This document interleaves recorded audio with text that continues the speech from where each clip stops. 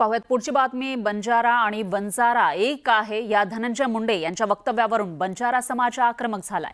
बंजारा एक नाही, या अगोदरच तुम्ही आमच्या ताटातले 2.5% आरक्षण घेतलेलं आहे। बंजारा एक आहे हा शब्द मागे घ्या अशी मागणी करत बंजारा समाजाने घोषणाबाजी केली आहे। त्यामुळे बंजारा आणि बंजारा एक यावरून धनंजय मुंडे वादाच्या भोवऱ्यात सापडले।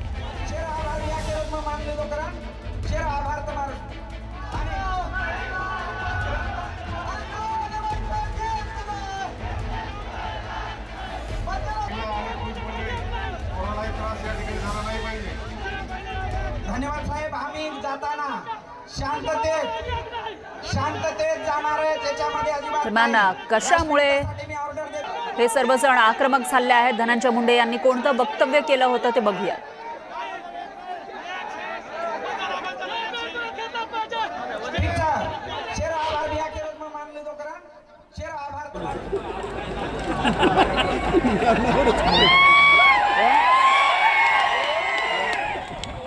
बंजारो वेगळा छका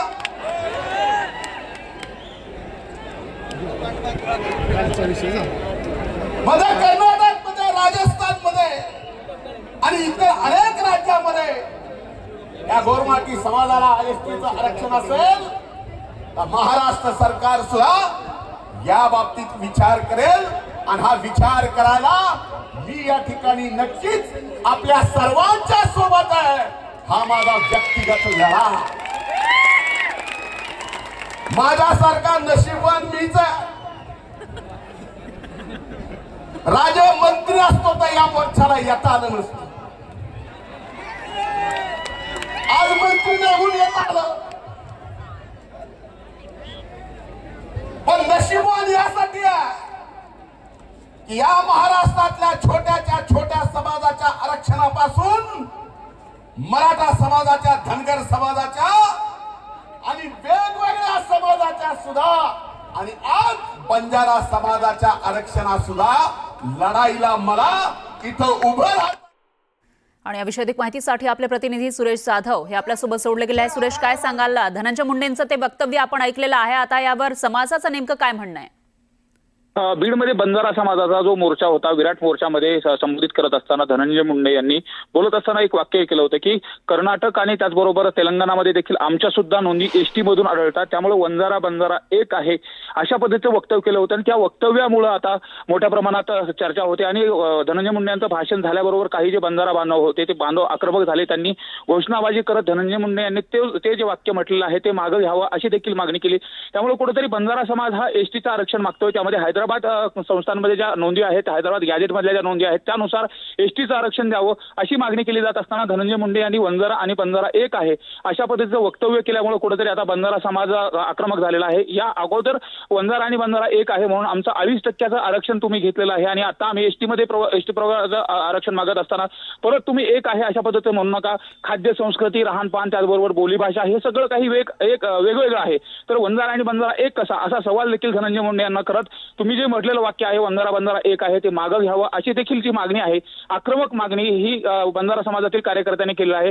त्यामुळे काही काळ गोंधळ देखील झालेला होता। ज्यावेळी धनंजय मुंडे यांचं भाषण झालं त्यानंतर जे आक्रमक झालेले बंजारा बांधव होते ते त्यांनी घोषणाबाजी स्टेजच्या जवळ येऊन घोषणाबाजी केली आणि धनंजय मुंडे यांनी हे वाक्य मागं घ्यावं अशी देखील मागणी केली। त्यामुळे आता नेमकं धनंजय मुंडे यावरती काय प्रतिक्रिया देणार हे देखील पाहणं महत्त्वाचं असेल। बरोबर आहे सुरेश, धन्यवाद तुम्ही दिलेल्या या सविस्तर माहितीसाठी।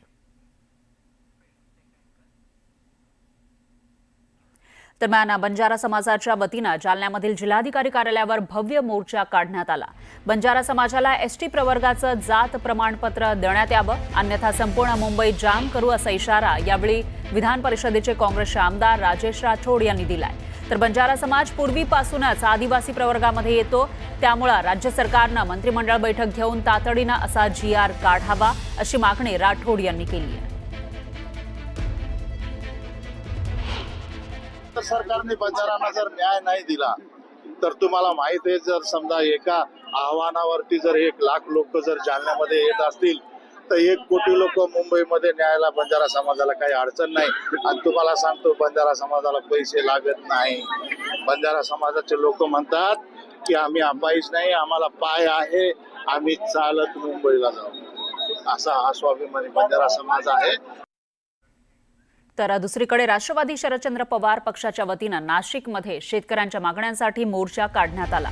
राष्ट्रवादीचे प्रदेशाध्यक्ष शशिकांत शिंदे यांच्या नेतृत्वात आणि खासदार शरद पवार यांच्या प्रमुख उपस्थितीमध्ये अनेक आमदार आणि सर्व खासदार पदाधिकाऱ्यांच्या उपस्थितीत शेतकरी कर्जमाफी, शेतमालाला हमीभाव आणि इतर मागण्यांसाठी हा मोर्चा काढण्यात आला। तर या मोर्चामधून शरद पवारांनी शेतकऱ्यांच्या प्रश्नांवरून सरकारवर हल्लाबोल केला। शेतकऱ्यांच्या प्रश्नांकडे लक्ष देण्याची मागणीही त्यांनी केली।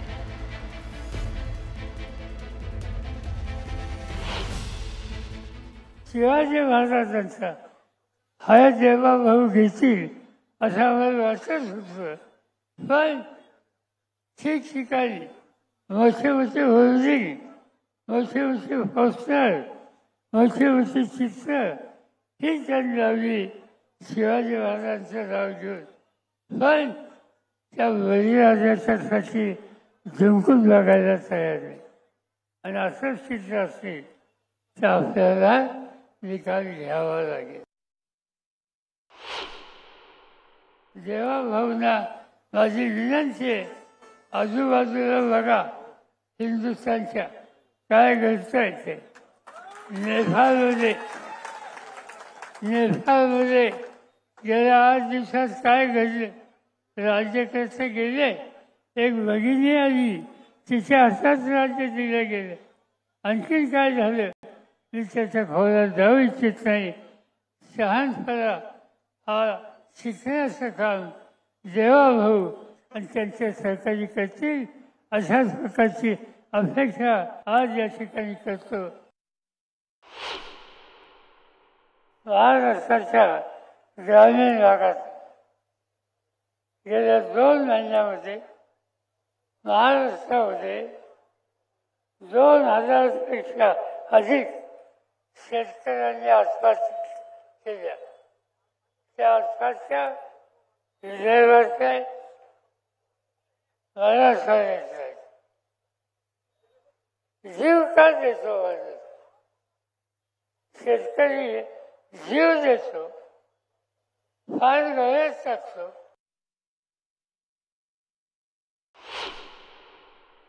त्या राज्य सरकारला शेतकऱ्याचं एक दुखणं समजत नाही, आणि ते समजत नाही म्हणून आपण बघ्याची भूमिका नुसती घेत बसलो तर आज 1000-2000 शेतकऱ्यांनी आत्महत्या केल्या, तो आकडा लाखात झाल्याशिवाय राहणार नाही।